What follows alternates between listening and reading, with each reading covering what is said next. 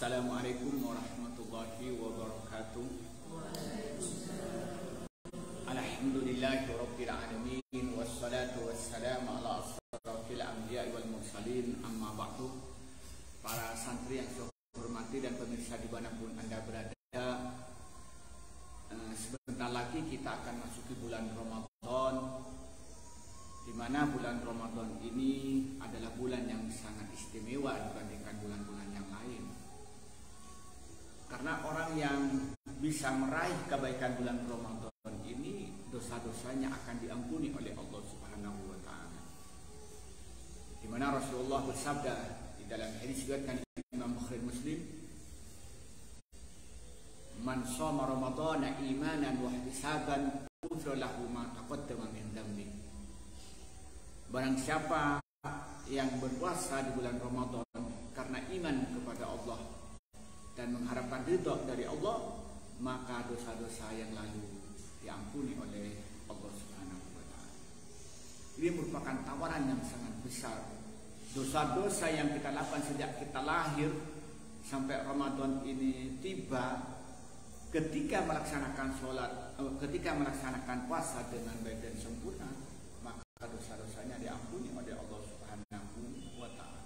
Ini sangat besar janji yang akan diberikan pada orang-orang yang berpuasa. Tapi satu sisi, banyak orang yang melaksanakan puasa Ramadan ini tidak mendapatkan apa-apa dari puasanya. Dia tidak mendapatkan pengampunan dari Allah Subhanahu wa taala, tidak mendapatkan rahmat dari Allah Subhanahu wa taala, tidak mendapatkan barokah dari Allah Subhanahu wa taala. Justru dia itu hanya mendapatkan lapar dan haus. Ya, pada umumnya namanya orang makan, orang berpuasa, ya lapar dan haus. Rasulullah bersabda, "Kam min shaimin laisa min syamihi illa ju'un wa atas."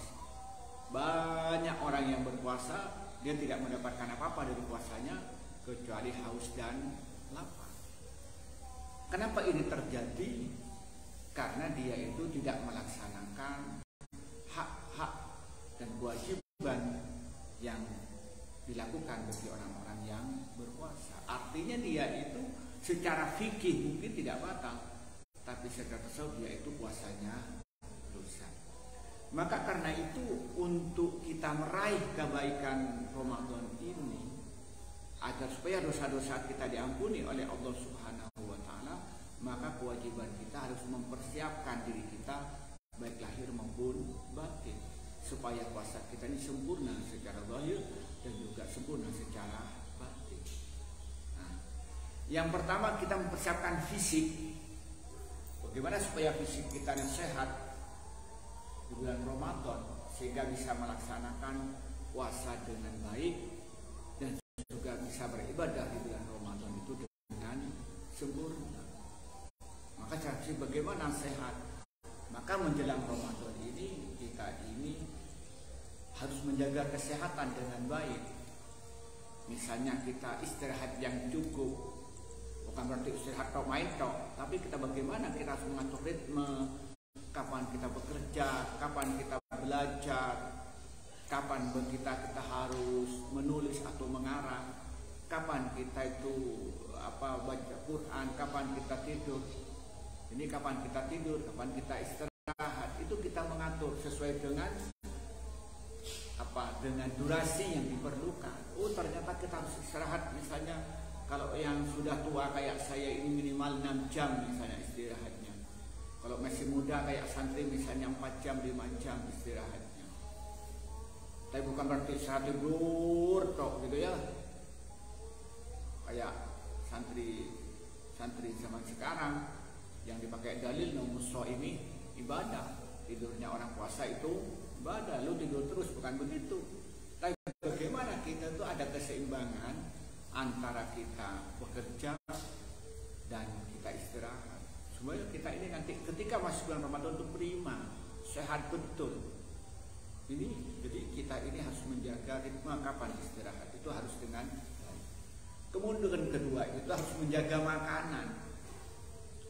Kita harus makan itu halal thayyiban, halal yang baik, tidak harus mahal. Jadi yang pertama yang kita lihat itu dulu makannya halal atau tidak. baik cara mendapatkannya atau barangnya. Kita harus betul-betul diperhatikan. Oh, ternyata ini caranya dapat uang dengan cara diberi orang tua, oh dapat uang dengan cara bekerja, oh dapat uang dengan cara mendapatkan dari bercocok tanam misalnya, oh dapat uang dengan cara berdagang yang benar. Kita berdiri yang benar.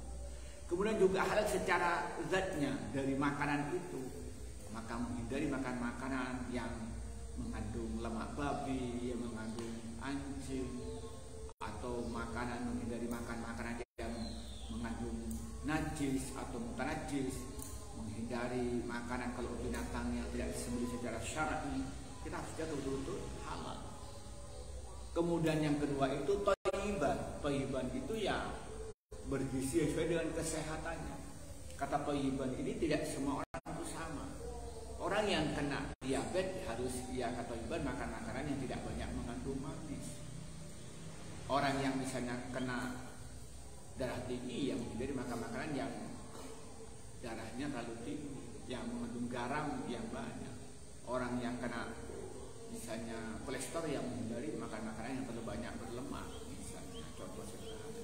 Yang banyak, yang misalnya yang kena misalnya itu asam urat, menghindari makan makanan yang mengandung kacang-kacangan misalnya. Jadi thayyiban ini kata kuncinya ini yang mendukung pada kesehatan. Kalau normalnya dia ada sayurnya, normalnya ada ikan laut, ada dagingnya. Kalau punya uang ada susunya, itu secara normal itu halal thayyibah. Tapi tidak harus mahal, tidak harus pakai gabung, harus sate, harus gulai. Tapi makan bisa tempe, itu menjadi halal dan baik. Kalau diolah dengan bagus, misalnya makan misalnya itu ikan lele misalnya, oleh karena itu menjadi, jadi artinya baik dalam sehingga badan itu sehat, cukup sayurnya, cukup dagingnya, cukup ikan lautnya misalnya, kemudian berasnya itu. Begitupun minumnya, kita lebih banyak minum air putih itu sama air mineral misalnya. Kita menghindari minuman yang lain, apalagi minuman keras kita hindari itu. Nah, itu jadi supaya ini kita jaga makanan. Nah, kemudian setelah kita menjaga makan apa? Itu harus makan makanan yang sehat istilahnya. Maka kita olahraga yang cukup. Belum lakukan olahraga terus main bola terus enggak. Kamu olahraga pagi-pagi dipakai lari, pagi-pagi misalnya dipakai apa? Nanti berapa jam durasinya supaya dia sehat gitu kan, supaya sehat itu caranya begitu ketika untuk menjaga sebelum Ramadan ini. Jadi di samping istirahat yang cukup, makanan yang sehat dan olahraga yang cukup itu secara. Kemudian secara batin apa? Yang pertama mempelajari tentang puasa, mulai daripada syarat puasa, fardunya puasa, yang membatalkan puasa, yang merusak puasa. Dia pelajari dengan betul. Apa fardunya puasa? Ya harus niat pada malam hari sebelum terbitnya fajar atau setelah terbenamnya matahari dan sebelum terbitnya fajar. Dia ingat misalnya nawaitu shauma wadi an ada fardhi syahr ramadhana di sertikul dia fardillah hanya puasa besok bulan Ramadan, puasa Ramadan karena Allah Ta'ala. Hatinya berkata begitu, tapi bukan hanya lidahnya saja, karena kadang-kadang setelah tarawih mereka niat bersama-sama tapi membaca saja lidah, hatinya itu tidak baca, maka tidak sah. Kalau dia baca niat hanya lidahnya saja, tidak melibatkan hati, maka puasanya tidak sah. Karena apa? Karena tempatnya niat itu di hati, bukan di. Lalu dia tidak makan sejak sebelum terbitnya fajar sampai setelah terbenamnya matahari, dan juga tidak minum mulai sebelum terbitnya fajar sampai setelah terbenamnya matahari. Nah, dan juga bagi yang sudah menikah tidak melakukan hubungan suami istri mulai sebelum terbitnya fajar dan sampai setelah terbenamnya matahari.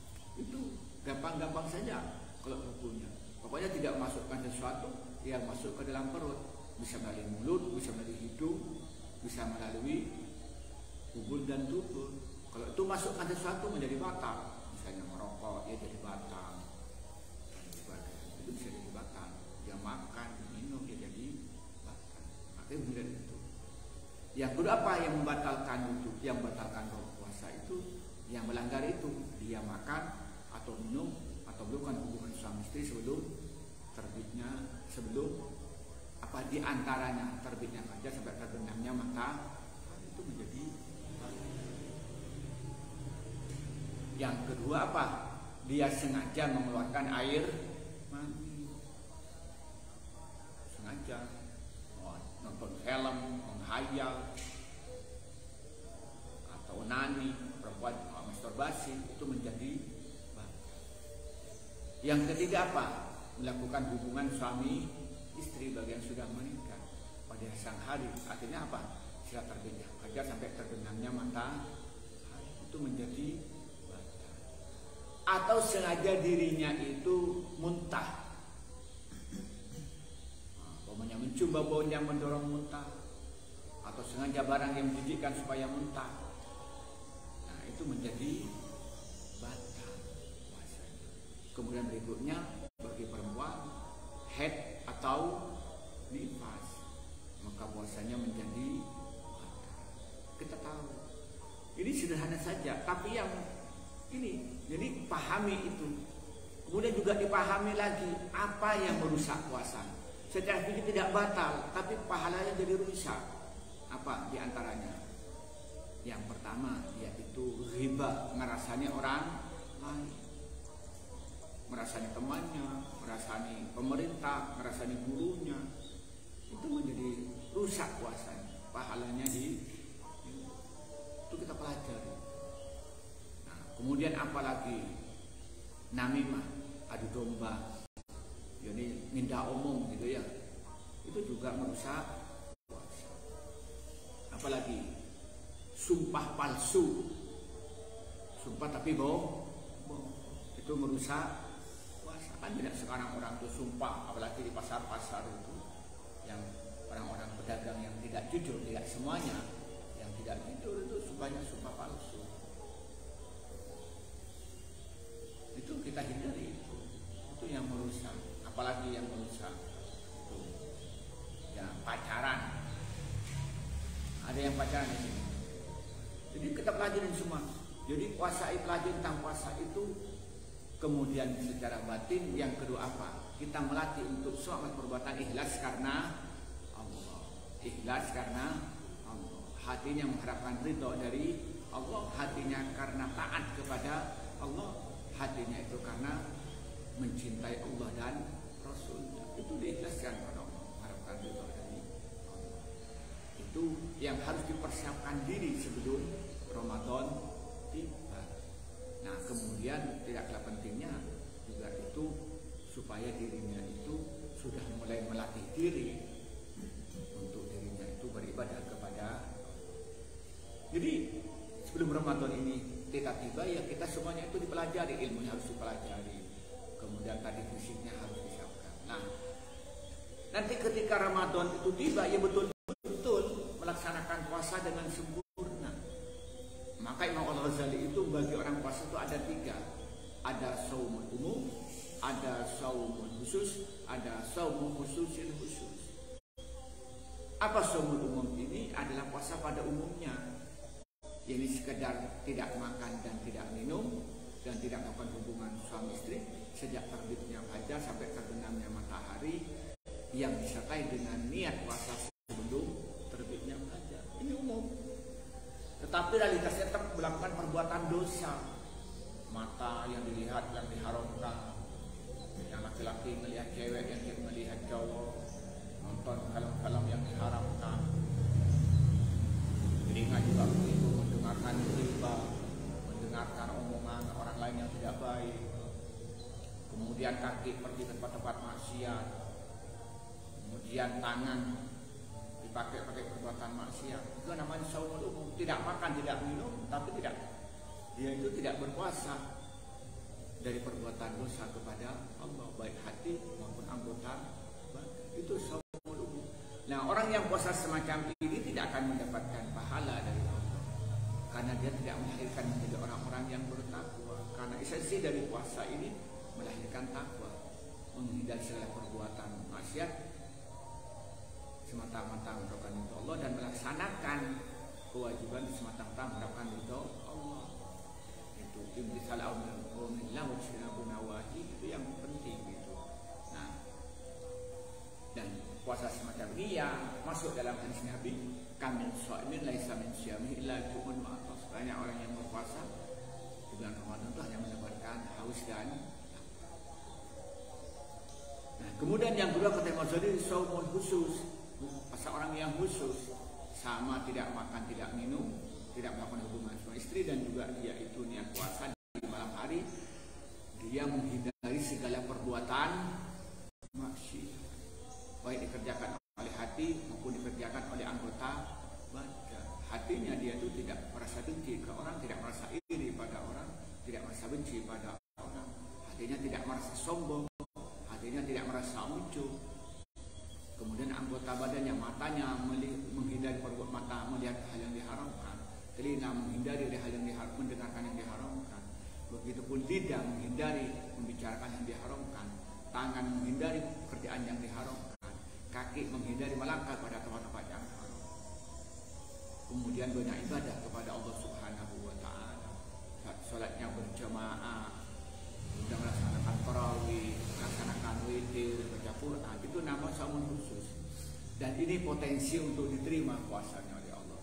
Ini potensi yang membuat dosa-dosanya diampuni oleh Allah. Nah, kemudian yang terakhir itu saum khusus. Yani puasa secara khusus siapa? Yang dia sama tidak makan, tidak minum, menghindari perbuatan maksiat, dan selalu beribadah kepada Allah, dan hatinya selalu ingat kepada Allah. Hati itu ingat kepada Allah itu punya berpengertian. Yang pertama, hatinya itu ingat nama Allah, Allah. Yang kedua, dia itu zikir, ingat kepada Allah dengan artian yang ingat kepada nama-nama Allah, Ar-Rahman, Ar-Rahim. Nah, ada kepada Allah itu dia itu melaksanakan segala perintah Allah secara sempurna. Ingat kepada Allah dengan artian apa? Dia membaca firman Allah, baca Al-Quran. Ingat kepada Allah dia artinya apa? Membaca zikir dan baca doa setiap melangkah. Doa yang dicontohkan oleh Nabi Muhammad seperti yang terkumpul dalam kitab Al-Azkar dan Karam Imam An-Nawawi. Kemudian ingat kepada Allah dengan artian dia itu mempelajari syariat Allah. Nah, ngaji kayak sampean ini termasuk ingat kepada Allah, atau mengajar syariat yang diturunkan oleh Allah pada Nabi Muhammad, yang jadi guru. Seperti ngaji kitab itu juga ingat kepada Allah. Yang santri yang ngajar baca kitab juga ingat kepada Allah. Itu sepanjang Ramadan. Maka di bulan Ramadan ini apa tradisi yang dibangun? Pondok-pondok pesantren itu ngaji kitab mulai pagi sampai larut malam, mulai jam 6 sampai jam 2 malam, dengan bervariasi. Kenapa? Supaya santri itu ingat Allah sepanjang hari. Dengan artian apa? Mengkaji syariat Allah setelah dia mengamalkan syariat Allah. Itulah di bulan Ramadan. Jadi kata kunci, mari kita ini usahakan meraih rahmat dan barokah bulan Ramadan ini dengan kita mempersiapkan diri secara fisik supaya sehat, secara batin memulai maju tentang puasa, kemudian hati yang bersih, sehingga kita paling tidak mencapai level puasa nomor 2, apalagi bisa mencapai level nomor 3, yang ini sebenarnya yang bisa melakukannya hanya para wali kalau zaman sekarang, kalau dulu itu para nabi dan para rasul. Ini yang kita sampaikan pada pagi ini, semoga bermanfaat. Wallahu muwaffiq ila aqwamit thoriq. Wassalamualaikum warahmatullahi wabarakatuh.